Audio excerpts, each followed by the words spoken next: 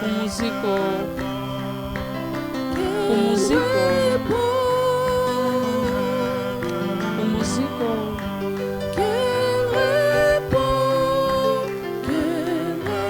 pumziko, pumziko wa mbinguni.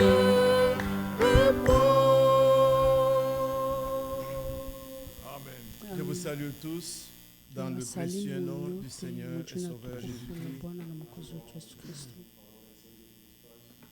Je salue aussi tous mes bien-aimés qui sont au téléphone ou qui nous voient sur notre website. Je salue de loin notre frère Pierre Kodjo en Angleterre. Ninasalimia ndugu yetu akiwa Angleterre. Notre frère Onésime à New Hampshire. Ndugu yetu ndio niko New Hampshire. Notre frère Albert et toute sa famille. Amen. Ndugu yetu Albert na jamaa lake lote. Nos bien-aimés qui sont à Chicago. Wapendwa wetu wenye wako Chicago. Nos bien-aimés qui sont à Houston. Wapendwa wenye wako et vous tous qui pouvez nous écouter. Na wote wenye wako wanatusikiliza, Mungu awe pamoja nanyi na wabariki. Nous demanderons à ceux qui sont au téléphone de tutaomba wenye wako wanatufuata kwenye simu waweze waponde hiyo buto banaandika mute kusudi wasiweze leta fujo mkanisa. Et ceux qui ont les ordinateurs na wenye wako katika maordinateur sur YouTube, ils pourront avoir le direct. Wote wanaweza ona en direct, wanaweza tufata kulimoya.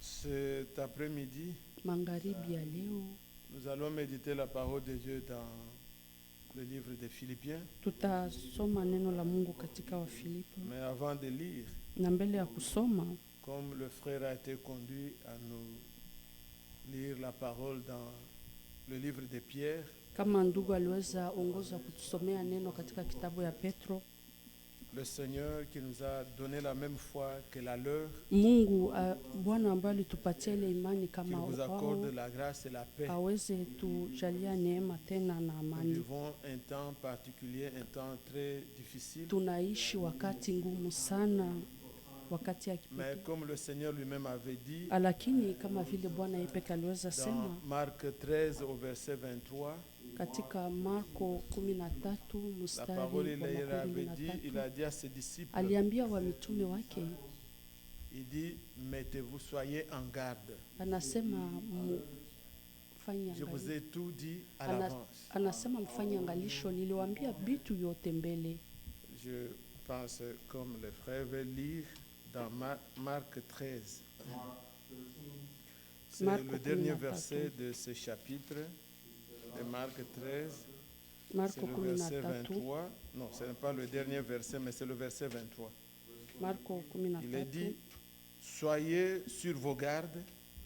Je vous ai tout annoncé d'avance. Donc, le Seigneur a tout annoncé à l'avance.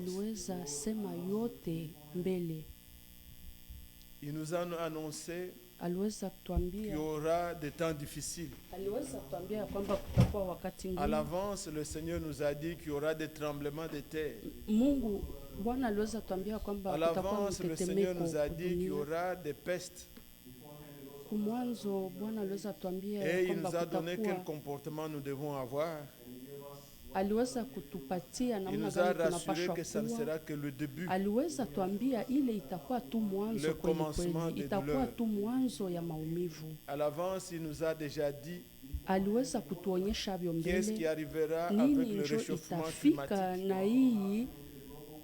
Nous l'avons déjà lu et démontré que ce que les gens peuvent chercher pour le climat ne peuvent pas trouver. Puisque Esaïe 30, le Seigneur avait déjà dit que le soleil chauffera cette fois. Donc, à l'avance, il a déjà dit beaucoup.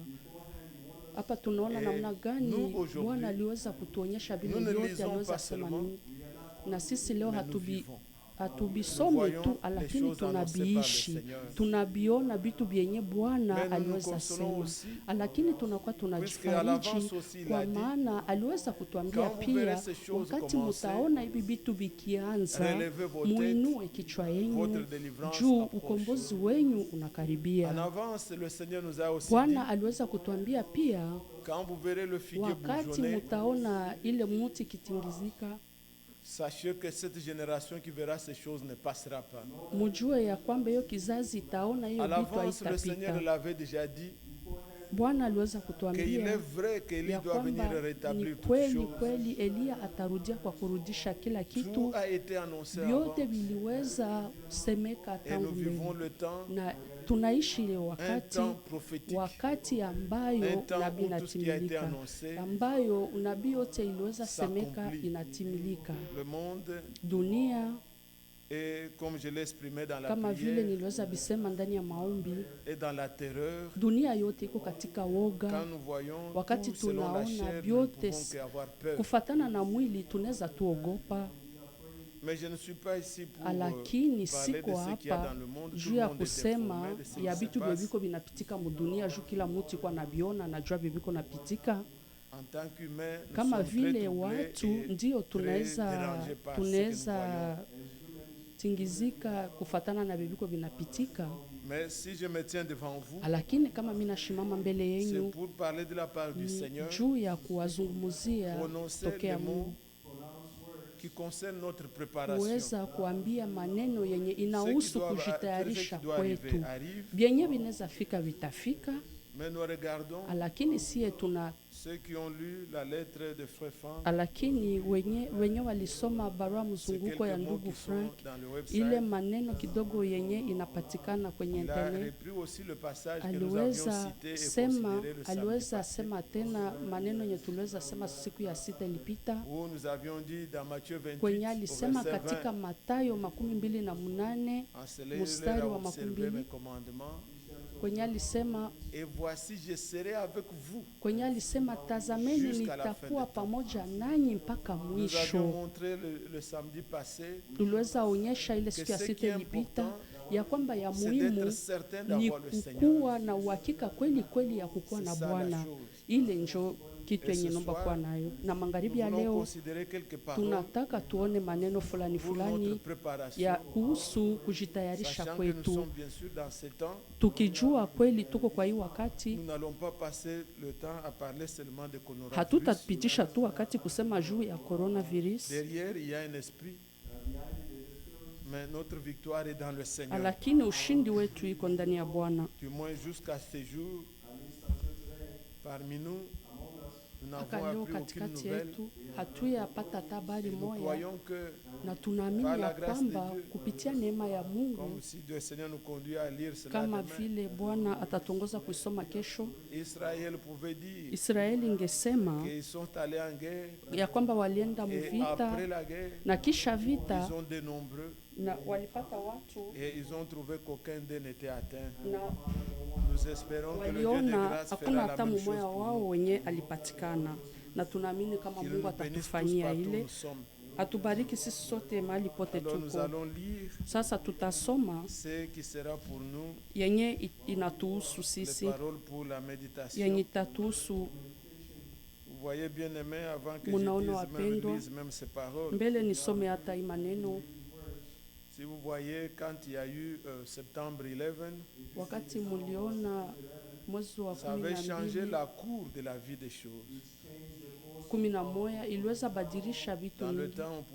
Ile wakati wangeenda sindikiza mtu hata kwenye ataendea, mbele aende na ndege, mbele aende na avion. Lakini kupitia ile vitu bilipitika, vyote bilibadilika kabisa. Na sasa kuko vitu mingi vya vitabadilika mu matabia tu. Kweli kama kusafiri, lakini tunashukuru Mungu juu yenye bilisemeka katika Ufunuo 14 mstari wa 6, malaika yenye alikuwa naruka na kuhubiri ujumbe Kupitia neema ya Mungu dunia mzima yote waliweza pata hii mahubiri. Mungu alitumikisha mtumishi wake kupitia ile masafari alikuwa anafanya, neno lote lilishaenda katika dunia nzima. Katika Ufunuo nasema ile malaika yenye ilikuwa inaruka, ilikuwa inasafiri, yenye alikuwa na ujumbe wa Mungu, alituma. L'évangile ne se prêche pas au ciel. Ile ujumbe haubiri wake mbinguni, lakini ni dunia. Na tazama sasa, ndugu yetu Franke, miaka imeisha songa mbele na neno iliweza enda dunia mzima. Hali yake ya kuishi haimruhusu tena kusafiri, lakini Mungu ameruhusu tulishapata ile neno kwa ajili ya utayarisho wetu, na tunaendelea. Hatuna vitu mupya, mafundisho mapya, ni ile tu kutukumbusha vitu vya vinahusu wokovu wetu. Tutasoma katika Filipi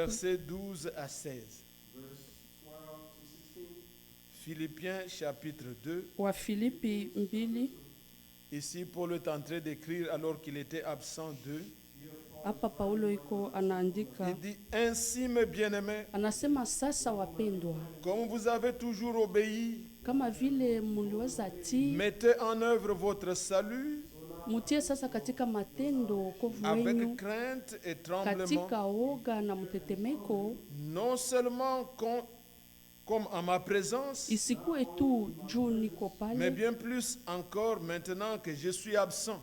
Lakini car c'est Dieu qui produit en vous le vouloir et le faire. Kwa maana Mungu njo anatia ndani mwenyu kutenda selon na le kutaka, bon plaisir, sawa sawa na kutaka kwake. Faites toutes choses sans murmure ni kila hésitation, kitu yote bila kusema wala kukuwa na mashaka yoyote, vous soyez irréprochables et purs, des enfants de Dieu irréprochables au milieu d'une génération perverse et corrompus, parmi laquelle vous brillez comme des flambeaux dans le monde, portant la parole de vie, et je pourrais me glorifier au jour du Seigneur de Christ, de n'avoir pas couru en vain ni travaillé en vain. Amen. Que Dieu bénisse sa parole. Mungu abariki neno lake. Ni wa Filipi 2 mstari wa 15. Voilà comment l'apôtre Paul, absent, tazama namna gani Petro akiwa hakukuwa pamoja nao, lakini anawaonya akiwaambia muendelee kutii,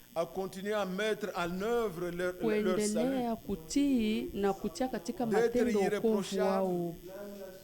Et vous savez, notre vie c'est pour le jour du Seigneur. Nanye munajua maisha yetu ni juu ya siku ya Bwana. Si nous allons dans les Écritures, kama tunaenda katika maandiko, peut-être on en parlera demain, sama tutavisema kesho. Vous verrez que notre vie, mutaona ya kwamba maisha yetu tunachungiwa, tunalindwa juu ya ile siku ya Bwana. Na ile siku ya Bwana tunapashwa kuwa. Je ne parle pas au jour de l'éternel. Siko nasema juu ya siku ya milele. Siku ya Bwana Yesu Kristo kwa ujio wake tunalindwa. Alors l'apôtre Paul dit ici, ainsi mes bien-aimés, comme vous avez toujours obéi, mettez en œuvre votre salut. Amen. Amina. Voilà, il dit, comme vous avez toujours obéi. Oui. Ndiyo. Celui qui écrit ici, Paul, quand il parle de son ministère, son ministère avait pour but d'amener à l'obéissance de la foi nous les païens. Romains chapitre 1er, au verset 5. Il dit que de Jésus-Christ nous avons reçu la grâce et l'apostolat. Anasema kwa Yesu Kristo amener à l'obéissance de la foi tous les païens. Quand il termine le livre aux Romains vers le chapitre 15, au verset 18, wakati anasema katika Waroma, il dit je ne mentionnerai pas autre chose que ce que le Seigneur a fait par moi. Anasema sitasema kitu ingine yote isipokuwa ile yenye Bwana alifanya ndani yangu kuweza kuleta katika utiifu wa pagani kupitia matendo yangu, kupitia nguvu ya Roho Mtakatifu. Yote yenye aliweza fanya ni juu aliweza pata ile kazi juu ya kuweza kutuleta kwa utiifu, na tunajua sisi sote kama vile Petro anaandika hapa, wapendwa, kama vile mulikuwa watiifu. Wenye iko na imani anakuwa na utiifu kila mara. Imani na utiifu binatembeaka pamoja. Wenye anaamini anakuwa natii, na tunajua mfano mzuri yenye tunakuwa nayo ndani ya Biblia ilikuwa maisha ya Ibrahimu baba wetu. Ibrahimu alikuwa naamini kweli. Musome ndani ya Biblia mutaona kila mara wakati Mungu alikuwa anaambia Ibrahimu juu wakati wanasema utiifu, manake kuko wanakuambia fanya kitu fulani, kama vile pale Petro alifundisha amri za Mungu na taifa ilikuwa inatii. Munaenda katika Mwanzo, nilikuwa nazungumzia juu ya Ibrahimu, Mwanzo 12 mstari wa kwanza. Mungu anaambia Ibrahimu, toka ndani ya nchi yako, uende ndani ya nchi ambayo mitakuonyesha. Munaenda mstari wa 4, Biblia inasema asubuhi, atafadhali, anasema mstari wa 4 inasemeka Ibrahimu akaenda. Mungu akamwambia toka, na mstari wa 4 inasema Ibrahimu akaenda, akatoka, alitii, akaenda pamoja na Loti na neve wake. Aliweza tii amri yenye Mungu alisema. Katika Mwanzo 12 pale njoo Mungu akamwambia mstari wa 2, kamata mtoto wako wa pekee wenye unapenda, Isaka, wende unitolee aye kwa mulima ambao muinchi ya Morija. Na munasoma mstari wa 3 nikizani unasemeka asubuhi Ibrahimu akatoka, aketii kenye Mungu alimwambia, akaenda kwa ile inchi ambao Mungu alimwambia. Manake wakati kuko imani kunakuwa na utiifu, vinatembeaka pamoja. Mungu anawaambia na mnakifanya. Wakati Paulo alifundisha, tunafika katika Wathesalonike, anakuwa na shuhudia yeye pekee katika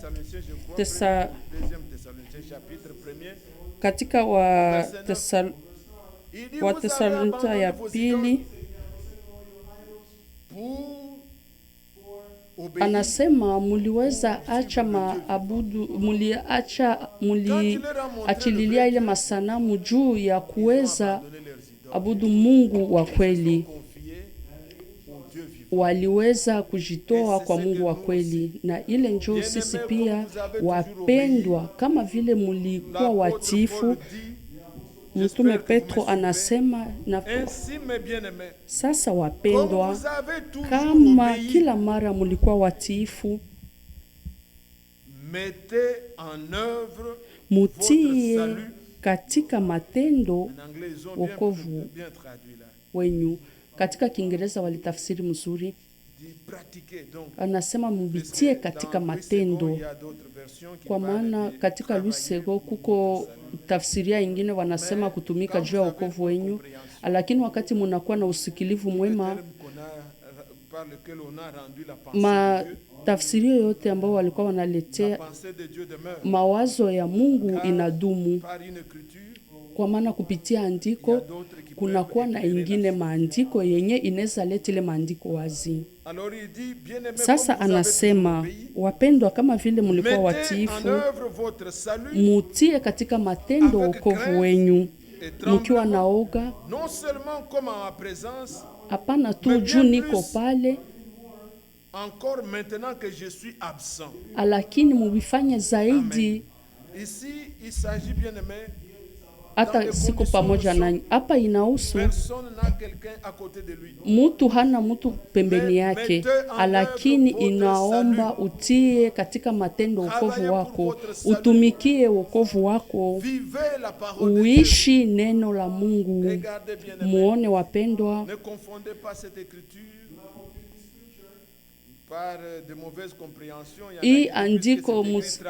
hii andiko isi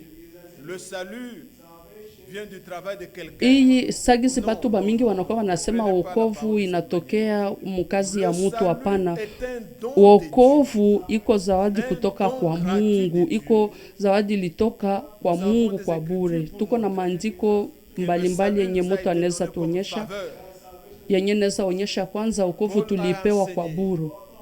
Paulo alisoma katika Waroma 3 mstari wa 24, inasemeka,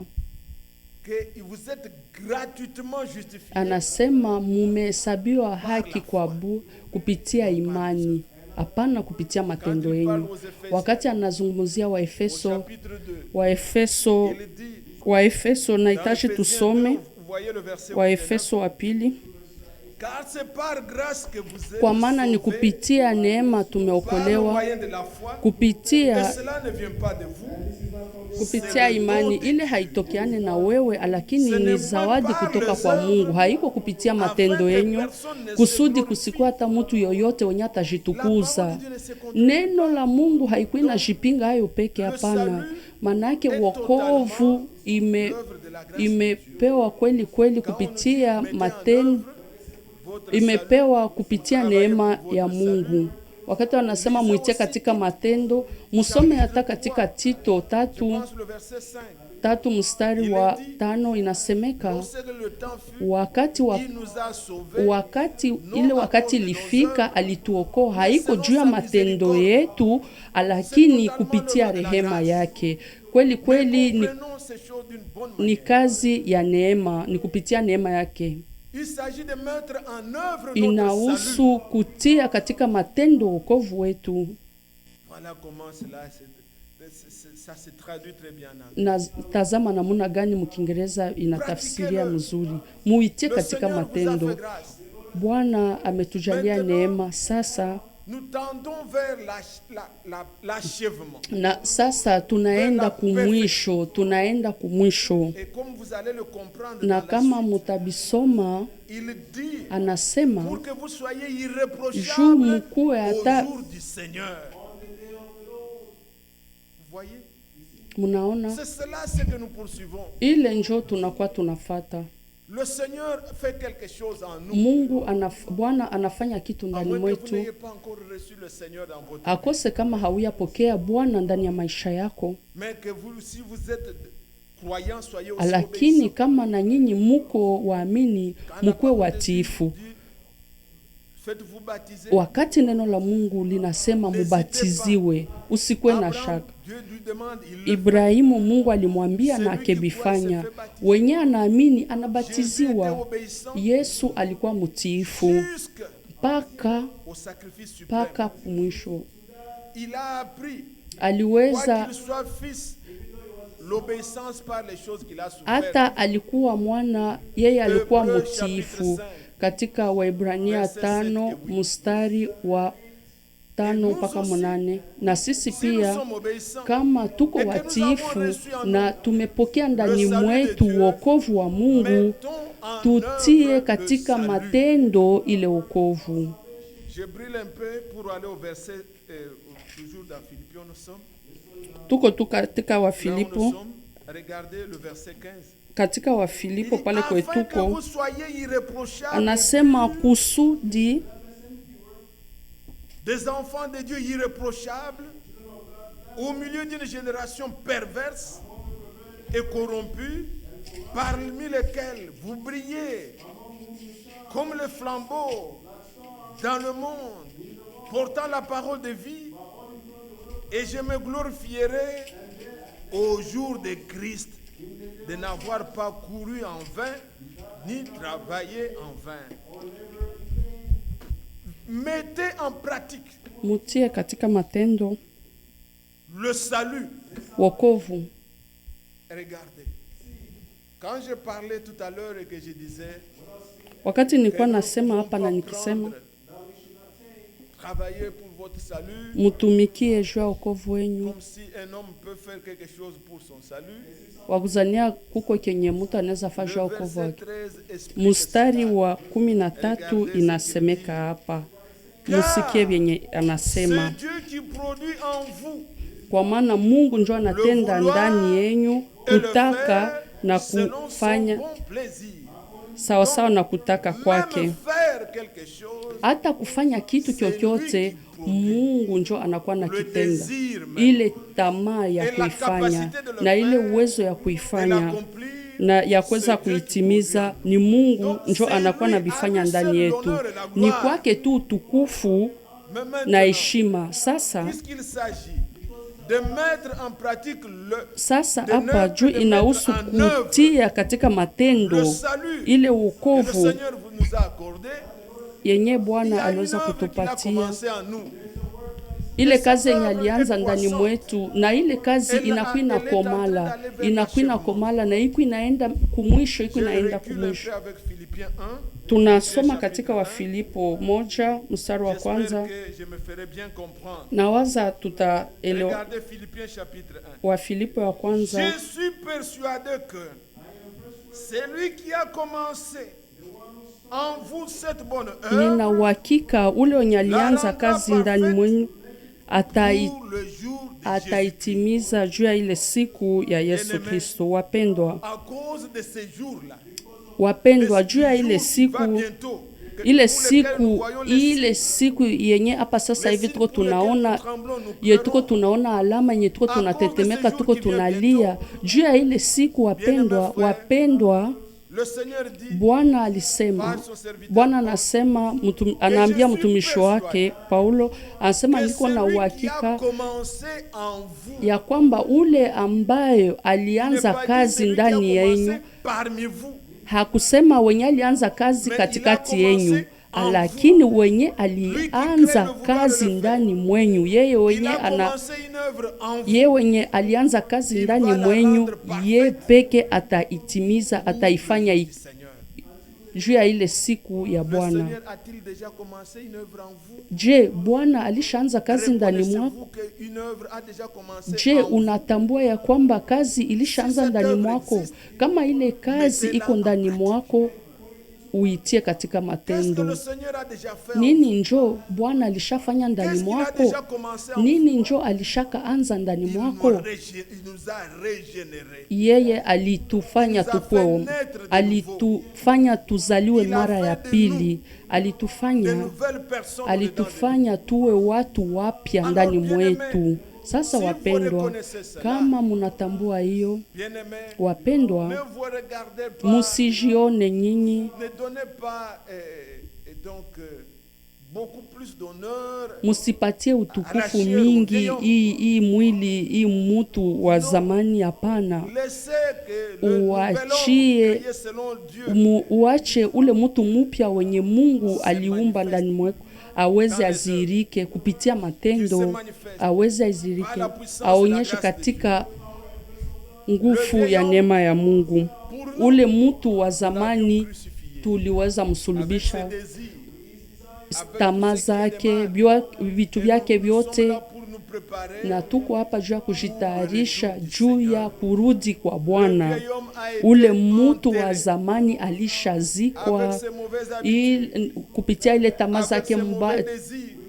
zake mubaya, tabia mbaya. Kama tunaishi leo, tunaishi ndani ya matumaini, tunaishi kupitia nguvu ya Bwana yeye peke. Haiko tena mimi wenye mimi naishi, lakini Kristo akiishi ndani mwangu.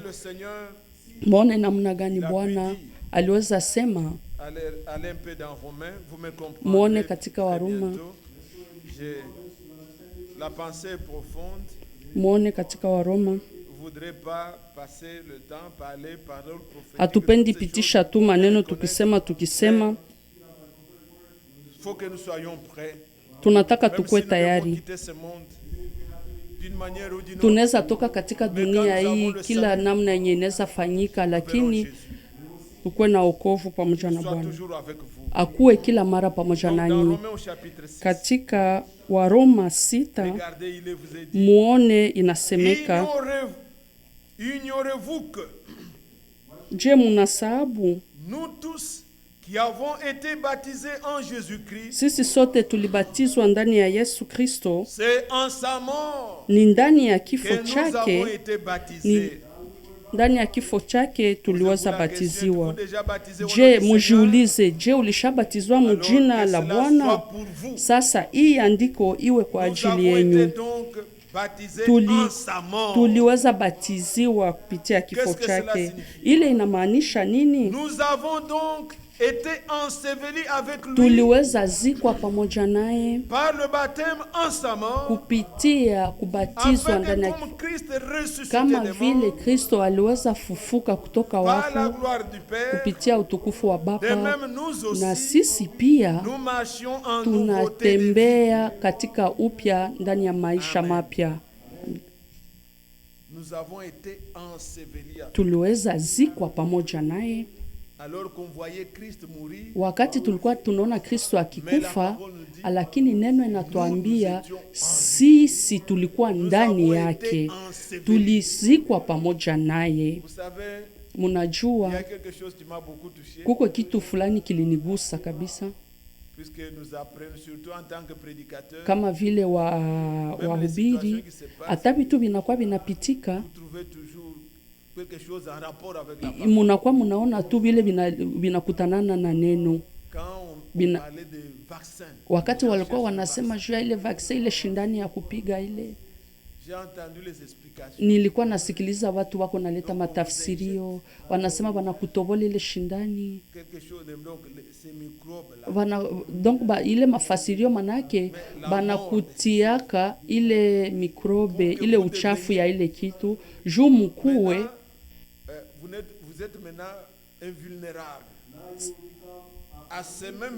Sasa ile buchafu akisha kutia hayo, wakati na kukuia inakuta kifo, hakiwezi tena kukukamata. Iko nafasiria juu ya ile shindano, wanakuwa wanavifasiria juu ya kisiansa, lakini tunaelewa hapa wakati wanakupiga ile shindano ya vaccine, banakutia kitu fulani ndani mwako mumwili kenye kinafanya wakati ile bugonjwa inafika, ikikuwa na uzima, inakuta ndani mwenyu, hata fasi yote inaweza tumika, inakuta inaweza kufa. Ile nilikuwa naielewa na nikesema mie peke.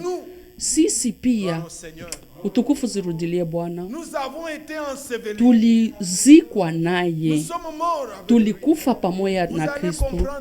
Mutaelewa hapa mzuri wapendwa, ya kwamba hii mwili alifanya ikwe bila nguvu, kusudi juu tulipata ile shindano. Mstari wa 5, si nous sommes devenus une même plante avec lui par la conformité en sa mort, kama tulikuwa ile nous le serons aussi par la conformité à sa résurrection,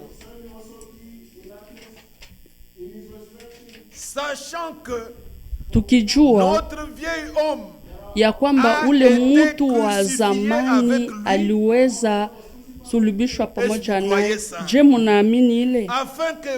le corps de péché, kusudi ile mwili ya zambi ikuwe bila nguvu, pour que nous ne soyons plus esclaves kusudi du tusikuwe péché. tena watumwa wa zambi. Acceptez votre vaccin. Muitike ile shindano, ile vaccin. Il a été réduit à l'impuissance. Hii mwili iliwekwa, ilikuwa bila tena nguvu, kusudi usikuwe tena mtumwa wa zambi. Wakati Kristo alikuwa anakufa msalabani, tulikuwa ndani mwake. William Branham alikuwa anasema wakati George Washington wakati alikuwa anapigania juu ya ile Etats-Unis, tulikuwa ndani mwake. Na kama mnataenda kupitia Biblia, mukamate katika Waebrania 7, anasemeka juu ya ule mtoto wa Levi kwenye alikuwa anakamata ile sadaka ile moja ya 10. Anasema wakati gani walilipa. Anasema katika Waebrania 7 mstari wa 9, anasema wao waliweza lipa moja ya 10 kwa Melkisedek juu au walikuwa katika mifupa ya Ibrahimu. Wakati Ibrahimu alikuwa analipa, Levi naye alilipa. Ndio maana wale wa Levi wao walikuwa walishalipa hiyo moja ya 10 kupitia Ibrahimu. Na sisi pia wakati Kristo alikuwa anakufa, na sisi tulikuwa ndani ya mbavu yake. Na wakati alikufa, na sisi tulikufa pamoja naye. Na wakati alifufuka, nasi tukefufuka pamoja naye, juu tuweze ishi maisha mapya. Zambi wakati zambi inafika, wakati inafikaka zambi inakuta tuko vaksine, tulishapewa ile shindani, ni watu wenye zambi haiwezi tena tenda kitu juu yetu, juu tuliweza kufa.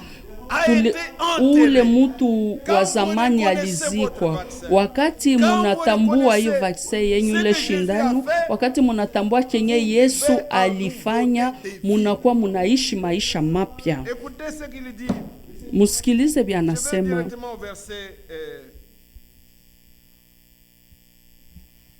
Je vais directement au verset 10.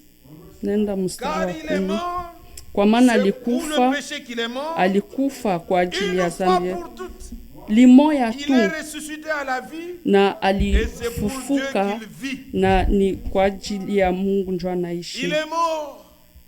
Alikufa, muamini kwa moyo wenu yote. Yesu hakukuya hapa juu ya mchezo. Hapana, haiko hivi vya tunakuwa tunaona katika mafilme. Hapana, ukweli ilifanyikaka wakati Yesu alikufa kwa ajili ya zambi zetu. Na ni ile njo ujumbe yenye Petro alikuwa anahubiri katika Wakorintho wa kwanza 5. Anasema ujumbe niliwafundisha ambao munadumu na Wakorintho niliwafundisha ya kwamba Kristo alikufa kwa ajili ya zambi zetu sawasawa na maandiko, na muiamini hiyo kwa moyo wenu yote. Kristo alikufa kwa ajili ya zambi zetu, alilipa juu na sisi tuweze tupate hiyo vaccine ile shindani. Tulikuwa ndani mwake, nous avons reçu une inoculation de quelque chose en nous. Tuliweza pewa kitu ndani mwetu. Étant ressuscité, tukiwa tulifufuka, ni kusudi tuishi maisha mapya. Zambi haina tena nguvu juu yetu. Wakati Petro anaandikia Waebrania 2 mstari wa 14, kama vile watoto wanakuwa na damu na mwili, Bwana peke aliweza kuya akekuwa na mwili na damu, kusudi kupitia kifo chake Wenye alikuwa na nguvu ya kifo ilikuwa shetani. Anasema kifo, shindani yako iko wapi? Ile shindano ya kifo ilikuwa zambi, na ile nguvu ya zambi ni sheria, lakini Kristo aliondoa ile zambi zote. Muamini ile yote kwa moyo yenu yote, mukwe na uhakika kweli kweli ya kwamba gisi tuko tuliweza pewa hiyo shindani, tuliweza kufa pamoja naye juu tuweze tufufuke, juu tuweze tuishi maisha mapya. Na sasa gizi ile kazi ilianza ndani mwetu, muishi juu ya ile, muweze muitie katika matendo, muweze mukomale ndani ya Bwana. Paulo anasema hata kama siko, kama vile mulikuwa watiifu kila mara, mutii kila mara neno la Mungu. Haiko juba tu habanione njo mitavala mubaya, hapana, wala ndafanya kitu fulani, ndafanya hiki na hiki, hapana. Hapana, hatuna lazima ya ile, hatuna lazima ya polisi pembeni yako. Kweli kweli tunakuwa tunaishi, tunaogopa kweli kweli, tunakuwa tunafanya kila kitu pamoja na woga na utetemeko, tukijua ya kwamba kule mbinguni kuko Mungu wenye kwa natuona. Sasa wapendwa, hii wazo iko ndani mwetu ya kujua kwamba kuko kazi yenye ilianza ndani mwetu, tulikufa pamoja naye, na sasa alitupatia uzima. Kama tunaishi, hatuishi tena juu ya zambi, lakini tunaishi maisha mapya. Muone leo wakati tunaona kama tunaona ugonjwa batu ngapi balisha kufa, ni mbali kabisa. Kupitia hii baridi, baridi nakuwa batu mingi banakufaka huku, lakini juu anajua kuko ile vaksele shindano, juu anajua kuko dawa, hatuogopake gizi wengine wanaweza ogopa. Kweli wanakuwa wanasema coronavirus inaambukiziana, lakini yenye inaogopesha watu sana ni jua wayapata dawa. Paka pale hawayapata dawa kweli kweli ya kuweza kusema kweli hii wala hii njo inaponyesha mzuri kweli, na ile njo kwenye kuko manunguniko mingi. Sasa mukamate ile kitu muhali ya kiroho. Kilio ketu kingekuwa kabambi kama hatukukuwa na jibu, lakini juu ya zambi zetu, juu ya kifo, juu ya kila kitu kinaweza fanyika, Yesu alipata jibu. Yesu yeye njo jibu. Kama tulikuwa hatuna jibu, tukule tukufe juu basuke kufa binaishi, lakini juu Kristo alifufuka, ile shida ya zambi, ile shida yenye iko shida yenye batu namuna gani unaweza ishi maisha bila zambi. Kumasomo batu banendaka kujifunza, batu banakuwa banakutanana, banakuwa napana kuadibisho juu batu bakwe bien, juu bakwe wazuri, lakini namuna gani kuko tu. Anasema toujours vous verrez que c'est en rapport avec le baptême. Vraiment, soyez certain de votre baptême. Et si vous êtes baptisé, mukwe na uhakika na ubatizo wenyu, na kama mnabatizwa ndani ya Yesu, hii inakuhusu. Mukamate hii kama vile zawadi ya kutoka kwa Bwana. Colossiens au chapitre 2. Colossiens. Voilà ce qui est dit. Wakolosai ya pili mstari wa 12.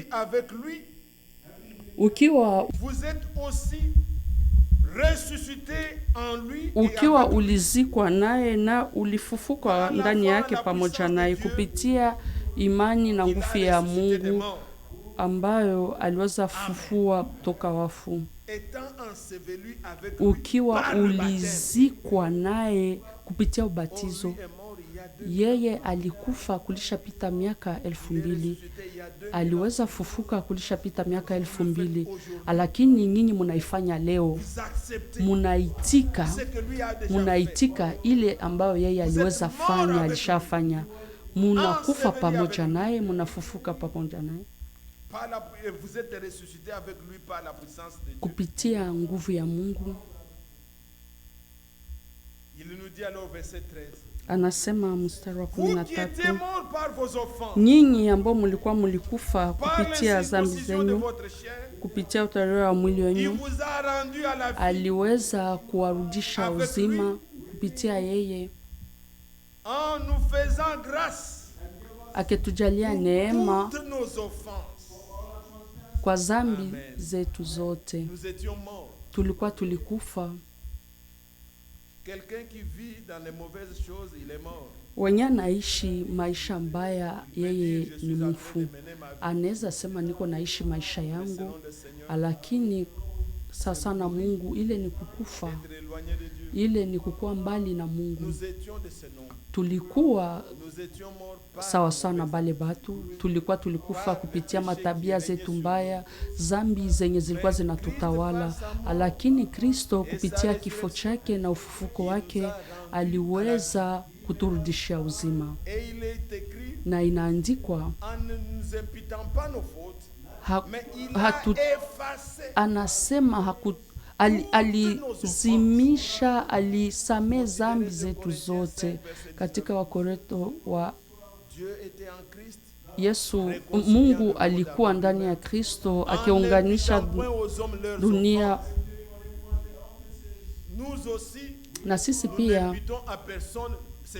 na sisi pia hatukwetu na muone mstari wa 14, alivuta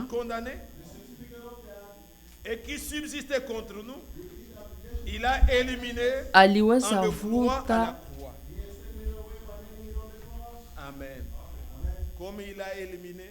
kama vile aliweza tosha, kama vile hatuhesabi yake tena zambi, na sisi pia wenye alipata neema anapata ile neema. Hatukwe tunahesabia mtu.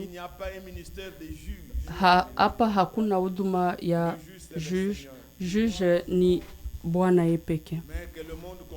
Lakini dunia ielewe, tunakuwa tunahukumu zambi, hatukwe tunahukumu ule mtu mwenye zambi.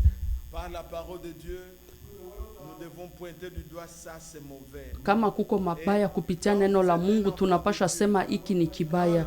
Na wakati uko mtoto wa Mungu, wakati ile kazi ilishaanza ndani mwenyo, Roho Mtakatifu inakuwa inahukumu ile zambi ndani mwenyu. Inajua kukwambia hii haihusu maisha. Na wakati unasikiliza ile, inaomba ubitoshe juu bile habikuhusu. Lakini kushota mtu kidole, hatukupewa ile huduma. Neno la Mungu linasema aliweza vuta zambi zetu zote. Mstari wa 15,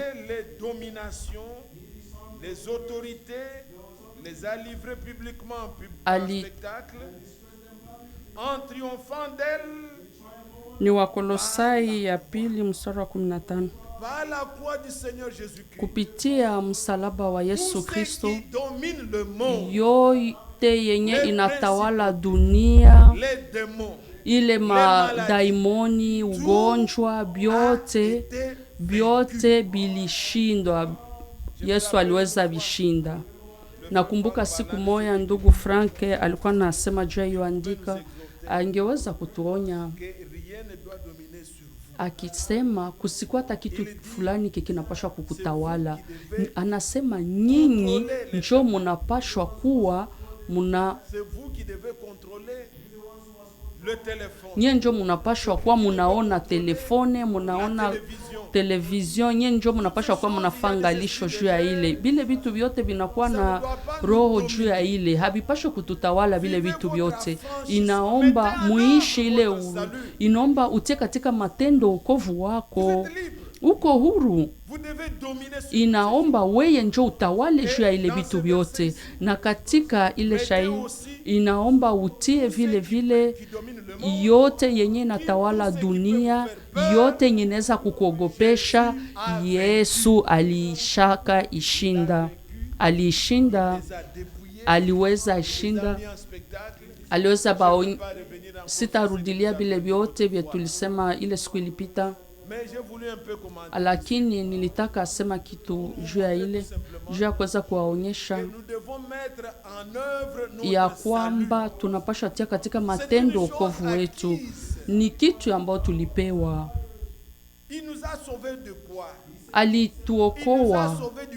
Alituokoa, alitutosha katika kifo, katika zambi, na atatuokoa. Paulo anasema na atatuokoa kule. Kuko bitu fulani bitafika, Bwana atatuokoa na bile bitu, atatutosha kwa bile bitu.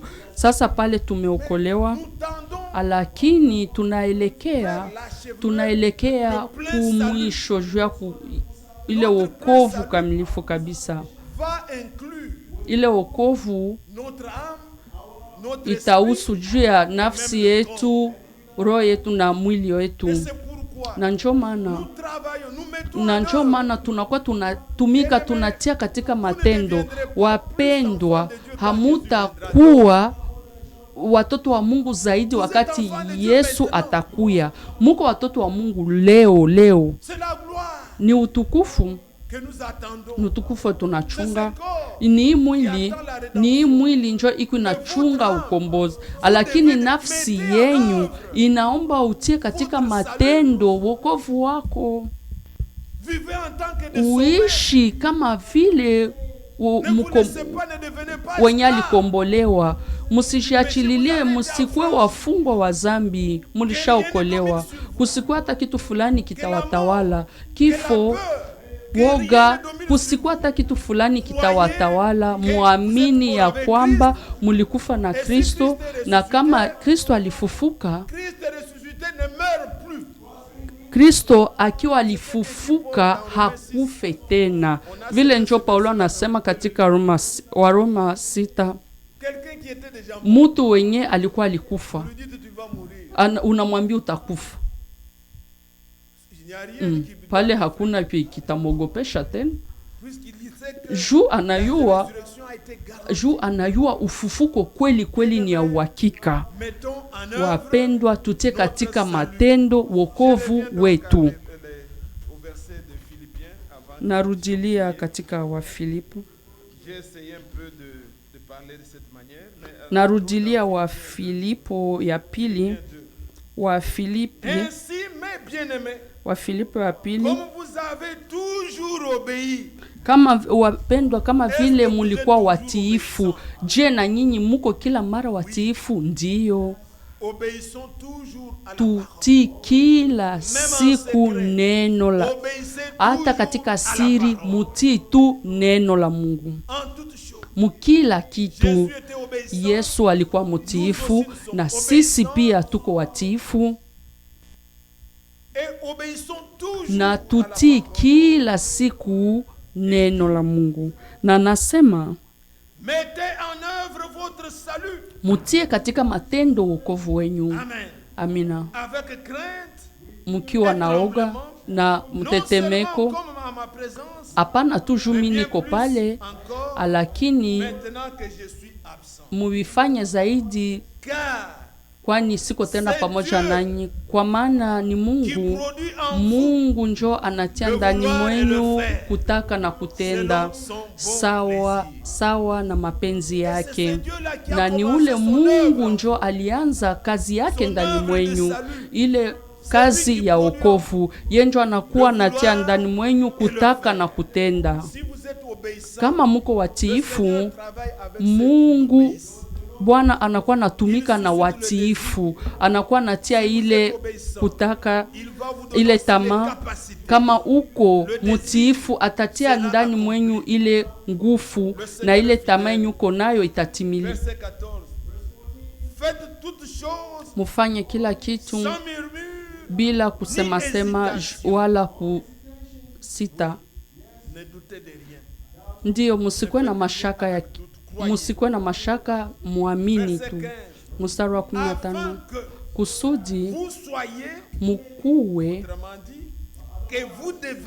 kusudi mukuwe mukuwe watakatifu, mtakasike, watoto wa Mungu, katikati ya kizazi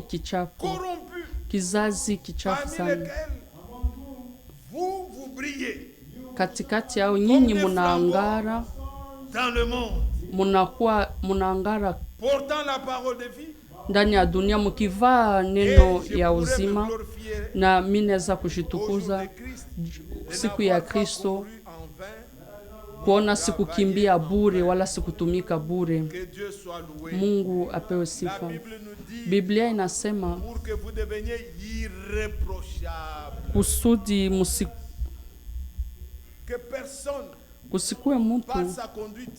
kusikue mtu kupitia mwenendo wake akwe kila saa mtu wa kuonya, asikue mtu wa kuishi tu ndani ya zambi. Inomba mutie katika matendo, msikue watu wa kutembea ndani ya zambi. Bwana juu atutie kabisa kamilifu, alituma ujumbe juu neno ya kweli, neno takatifu, kusudi kila wote ataisikiliza akuwe na imani ya kweli, akuwe mtiifu na akuwe na jitayarishe juu ya siku ya Bwana. Neza kamata neno na kuwaonyesha mara ngapi kufatana na kurudi kwa Bwana. Anasema kila mara mukwe bila zambi. Anatuambia tukitia katika matendo wokovu wetu, tunakuwa tunasonga mbele, na siku moja tutakuwa kweli kweli bila zambi, tutakuwa watakatifu, hatutakuwa hata na kitu chochote kibaya. Muone hapa Kenya anasema, mukwe na kidole pale katika Wafilipo. Dans 1 Corinthiens au chapitre 1 aussi, le verset 8. Il vous affermira aussi jusqu'à la fin. Atawapa nguvu mpaka kumwisho, kusudi mukuwe bila zambi kwa ile siku ya Bwana wetu Yesu Kristo. Kweli hii nilielewa kwamba hii kitu kweli ni ya uhakika kweli kweli. Tutakuwa bila zambi juu ya ile siku ya Bwana. Lakini inomba tunaitia katika matendo, Hayombe tuishi maisha ya upuuzi juu ya hiyo siku ya Bwana. Munakumbuka siku moja tuliweza soma Paulo akizungumza juu ya Timotheo 6 mstari wa 13. Mina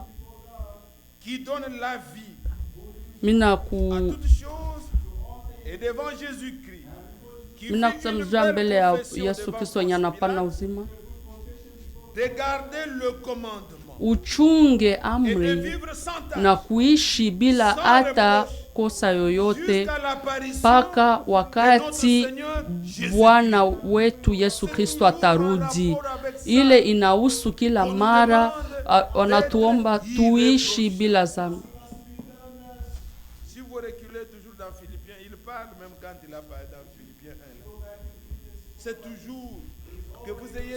Anasema jua Filipi ni kusema mkuwe na upambaniza vitu vizuri juu mkuwe tayari jua ile siku ya Yesu Kristo. Sasa wapendwa, nyinyi benye muko ndani nyebe Petro alisema kurudi kwa Bwana inakaribia, tufanye vyote vile tunaweza fanya kusudi tujikute tuko tayari,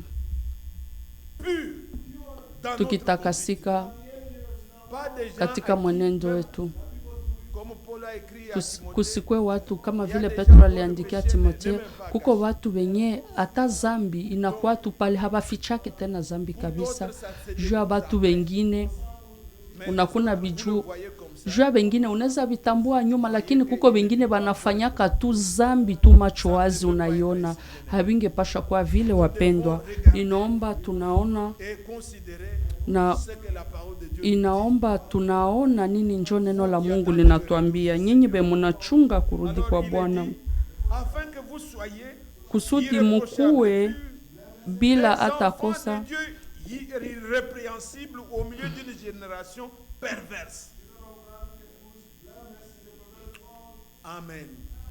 Parmi les choses que le Seigneur Jésus nous a dites à l'avance, kupitia vitu vyenye Yesu aliweza tuambia mbele, aliweza sema hiki kizazi itakuwa kizazi, njo vya tunaishi. Hakuna kitu kinaweza kutushangaza. Alituambia, aliweza sema vya vitafika wakati ya Sodom, vitafika kwa hii wakati ya mwanadamu. Tunaona kizazi kichafu sana. Kuko kabisa kugeuka, walisha geuza kila kitu mwa hiki kizazi. Nilifata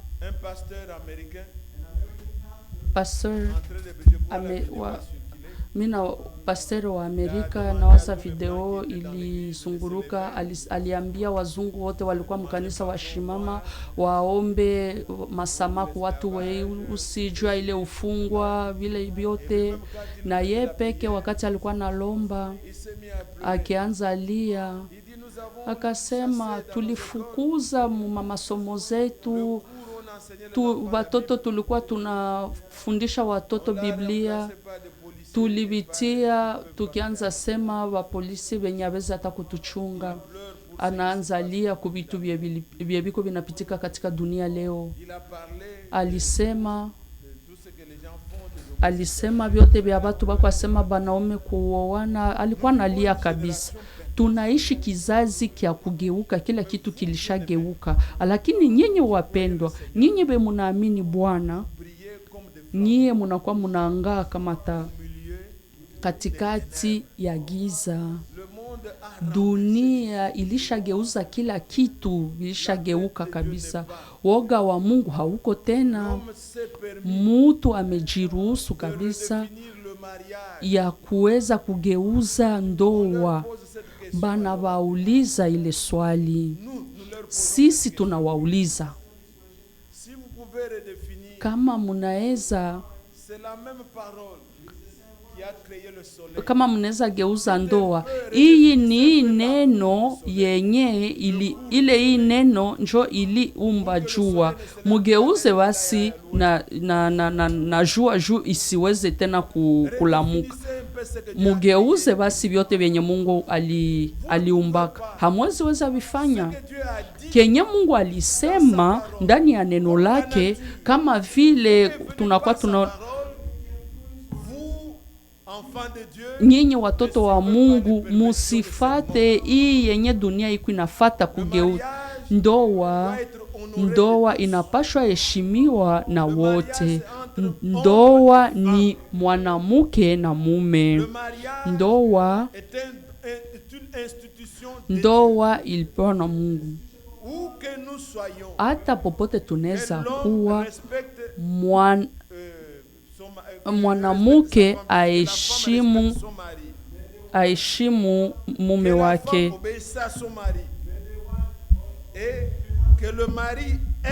Mwanaume apende mke wake.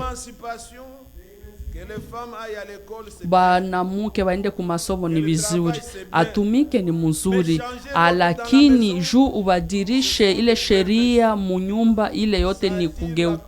Ile iko na kokota kasirani ya Mungu. Tunajua namuna gani Sodomo na Gomora, munasoma katika munasoma katika Walawi 20, bile bitu byenye Mungu alisema ataitia katika kinjo vyetuko tunaishi. Mungu alishasema mwanaume hawezi oa mwingine mwanaume, kama vile muko munenda munakamata kama vile mwanaume hawezi oa nyama. Bile vyote tuko tunaviishi, tuko tunaviona, na tuko tunaona kweli kweli kisirani ya Mungu kabisa ili kunashuka. Nyinyi watoto wa Mungu, muangare kama taa, muchunge ukweli wa neno, hata binesa kuwa namuna gani, mukuwe na imani ndani ya Bwana. Bwana alisema juu mukuwe, je munaamini ile? Ndiyo kweli. Mungu wenye kutaka na kuteka kwa wakati yetu alituma ujumbe yenye inatafanana na ujumbe wa Yesu Kristo. Hakuya kuwaka kudunia mutu hata anaweza kuwa mutu gani wenye Mungu aliweza tumikisha kama kwa wakati yetu. Mungu alitumikisha Nabii Branham.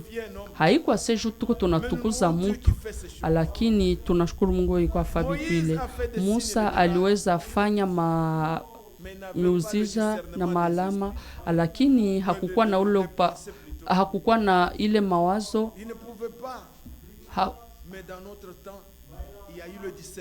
Lakini kwa wakati yetu kulikuwa upambanuzi wa mawazo. Ile inaomba tunakuwa tunaona ni hewa gani, lakini kusema utambue ile mawazo. Alikuwa kamata hata ile neno, alileta ile neno tukue na uhakika ya kwamba ile kitu inatoka kwake. Mungu apewe sifa. Kwetu itatimika Waefeso 5:27. Wanaume mpende wake wenu kama vile Kristo alipenda kanisa kusudi aweza isafisha itakase juu aweza ionyeshe bila hata mugunjo yoyote akiwa mtakatifu. Mina maliza na andiko mstari wa 6. Ukibeba neno wa uzima ngaweza kujitukuza kwa siku ya Kristo. Kona sikuweza kimbia bure wala kutumika bure. Ndio wapendwa, hakuna hata mtu yoyote anatumika kama vile tunaimba. Hakuna kazi yoyote yenye itapita bure. Bwana atalipa hapa sasa hivi. Na kenye tuko tunachunga hapa hayakuwa hukumu bado. Mbele ya hukumu Bwana ataturudisha, atatulipa. Nguvu zote, byote vyenye mnakuwa mnafanya, kazi yenye mnakuwa mnafanya, wakati mnakuwa mnaitia wokovu wenu katika matendo, hapa sasa hivi mtapata malipo. Sasa wapendwa, inaomba tukue na ima wazo ndani mwetu. Hata tunaweza kuwa hatuko pamoja kama vile Petro aliweza onya, tutie katika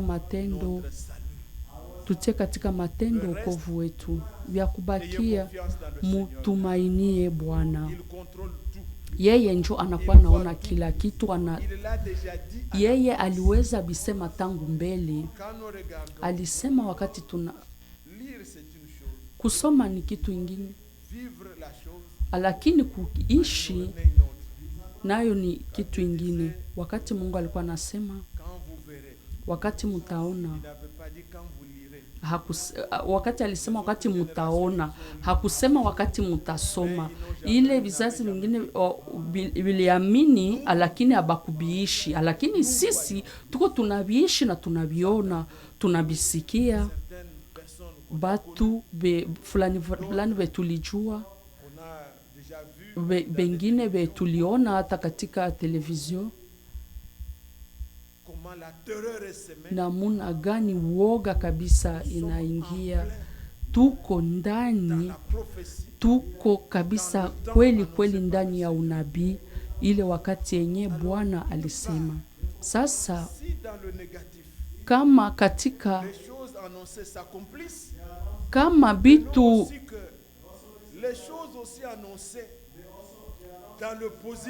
tukamate bitu byenye kama tunaona, hakuna mtu wenye anaweza kuwa na mashaka leo byenye tuko tunaona na macho. Sie peke hatujue tufanye nini. Tuko katika oga, ni juu kile kitu kilisemeka ya kwamba batu batakuwa katika oga, lakini muone pia ya kwamba ile siku ya Bwana atatutakasa kupitia ile neno yenye tuko tunasikiliza. Tukue safi, tutumikie ile vile na tutumike katika oga kusudi tusichukize Bwana, tukiwa tusifanye kitu kibaya. Hapa inafika kumwisho kuishi tena maisha mbaya. Inafika kumwisho juu ya kuanza bishana juu ya neno. Hapa inafika kumwisho juu ya kuanza kubishana juu ya ujumbe. Ndugu, tuishi sasa neno la Mungu. Haiko tena wakati tutaanza bishana tena juu ya nini tena leo. Vyote biko vinaonekana kwa macho wazi ya kwamba vyote vilisemeka tuko tunabiona. Mwangaza iko pala. Kila mmoja sasa avitie katika matendo. Muitie katika matendo. Muitie katika matendo neno la Mungu. Inaomba leo wakati unaona ndugu uone hii ni neno kweli. Tuishi katika ukweli. Leo unakuwa unaanza iba, unaanza kamata bitakufikisha wapi? Watu wako wanaacha vile vitu tu vinabakia, bitakufikisha wapi? Usiwapatie wakati. Wakati kidogo munasikia tena mtu haiko amekufa na binaisha, na vile ule wenye anawaza ni muriti naye anakufa. Sasa bitakufalia nini? Binakufalia nini kuiba, kuanza ishi maisha mbaya? Ile inafika mwisho, ile ilishafika mwisho. Tutie sasa katika matendo neno la Mungu. Vyote vyenye tulitambua kama kweli ni wakati tuishi sasa. Tuko na uhakika, kama vile David angeweza kuwa nasema, wakati Bwana iko katika kuume kwangu, wakati unasikia kweli kweli uko pamoja naye, hakuna kenye unaweza kuwa nakyo mashaka. Nini njo mtu anaweza kufanya? Nini njo virisi anaweza kufanya? Nini njo shetani anaweza kufanya? Sina oga yoyote, kwa maana nilipatia Bwana maisha yangu. Mina jitoa kwa Bwana. Kama mina kufa ni juu ya Bwana, na kama mina ishi ni juu ya kuhubiri neno. Mina amini kweli kweli wakati Kristo alikufa na mimi nilikuwa ndani mwake. Tulikufa pamoja naye, na wakati alifufuka na sisi tulipewa ile vaccine, ile shindano, tulipewa hiyo vaccine yenye ile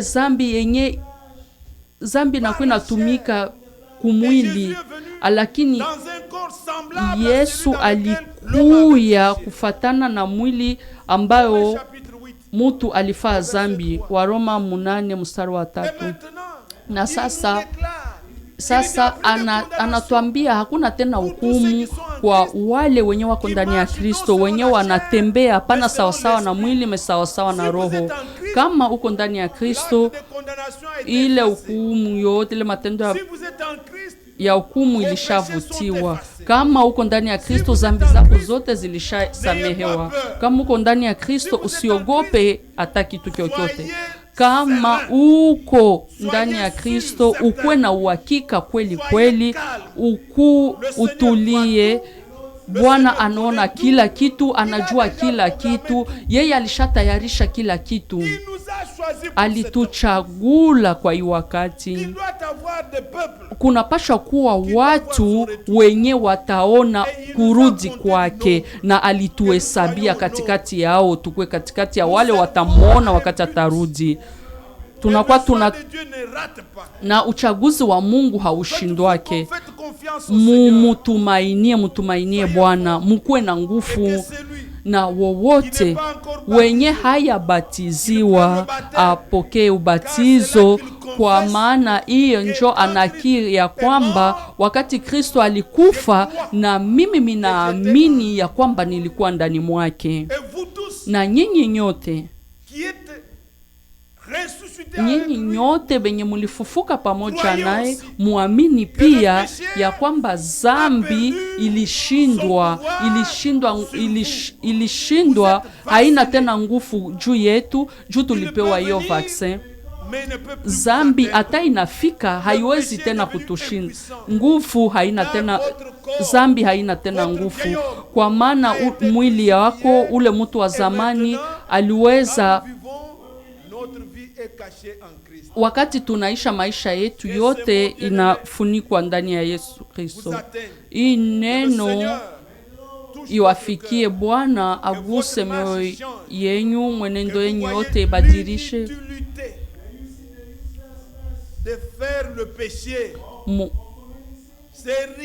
Kufanya zambi iko bure, hakuna hata, ni abure kukuwa munapinga mapenzi ya Mungu. Haina maana tena kufanya zambi, haina maana tena kufanya kiburi, haina maana tena kufanya kila kitu kyokyote kibaya. Ilishafika, ni nyuma kufanya tena ile vitu bibaya. Kwa hii sasa wakati inafika ya kuweza kuambatana kwa wakati kidogo yenye nabakia, kwa wakati kidogo inabakia kwa Bwana. Vitu sama tuko kwa kwanza, hatujue kia pili ke kitakuwa, hatujue ya pili, hatujui, lakini tukue na uhakika na Bwana.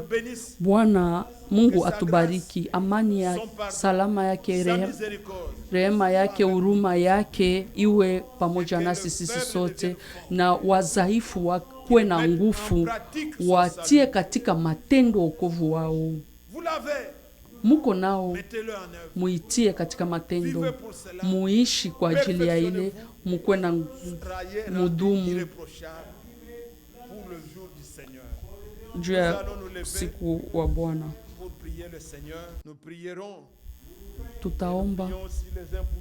Tutaombea kila mmoja, wamoja kwa wengine. Tutaombea vile vile hii nchi, tutaombea dunia mzima.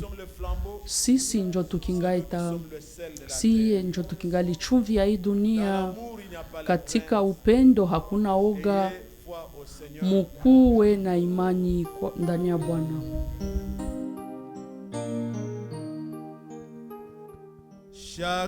Kila wakati na kila siku yenye inapita, ndani ya Yesu njo nitajiweka.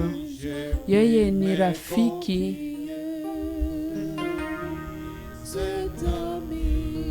yeye ni rafiki,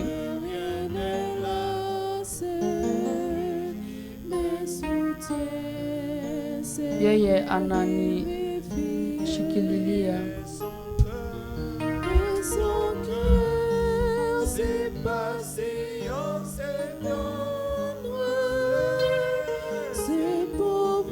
Roho yake yenye uvumilivu, na anakuwa anashughulikia hitaji za imani yangu.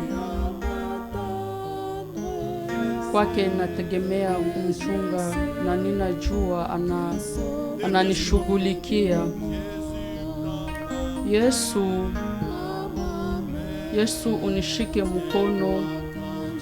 unishike mkono wakati ninatingizika, kwa maana njia ni ya giza na yenye miba. Uruhusu nikukuwe mwaminifu, uniongoze mpaka kumwisho.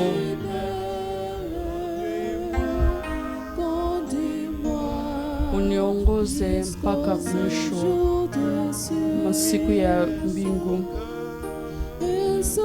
Na roho yake ni roho yenye uvumilivu. C'est pour voir au besoin de ma foi. Oh, lui seul, j'ai appris à m'attendre.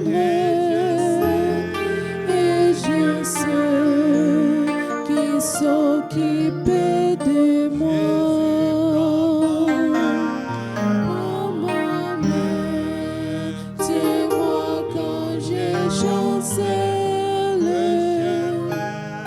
Les chemins et sombrer au caillou. Conduis-moi, je sois fidèle. Conduis-moi jusqu'au séjour de ceux. Et son cœur si patient s'étonne, c'est pour voir au besoin de ma foi. Oh, lui sait, j'ai appris à m'attendre. Et je sais qui s'occupe de moi. Bien-aimé, notre Père qui es aux cieux, Dieu de grâce et de bonté, ô Seigneur, nous sommes devant toi, Père, les mains levées vers toi, tendues vers toi, pour demander ton secours et ta grâce. Père, tu as touché nos cœurs, tu nous révèles ton salut, ton don merveilleux que tu as fait, pas par nos œuvres,